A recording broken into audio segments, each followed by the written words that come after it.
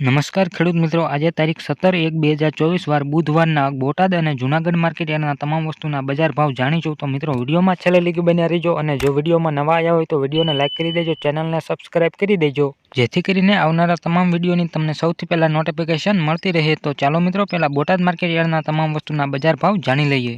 જીરું 7,100 રૂપિયાથી લઈને 7,100 રૂપિયા, એરડા 1,050 રૂપિયાથી 1,089 રૂપિયા, ચણા 1,745 રૂપિયાથી 1,745 રૂપિયા, અડદ 1,745 રૂપિયાથી 1,745 રૂપિયા, વરિયાળી 2,505 રૂપિયાથી 2,505 રૂપિયા, બાજરી 441 રૂપિયાથી 481 રૂપિયા, તલ કાળા 2,375 રૂપિયાથી 3,155 રૂપિયા, તલ સફેદ 2,620 રૂપિયાથી 2,825 રૂપિયા, મગફળી 1,050 રૂપિયાથી 1,195 રૂપિયા, કપાસ 1,221 રૂપિયાથી 1,481 રૂપિયા. તો બોટાદ માર્કેટ યાર્ડના તમામ વસ્તુના બજાર ભાવ કંઈક આવા રહ્યા હતા. હવે મિત્રો જૂનાગઢ માર્કેટ યાર્ડના તમામ વસ્તુના બજાર ભાવ જાણી લઈએ.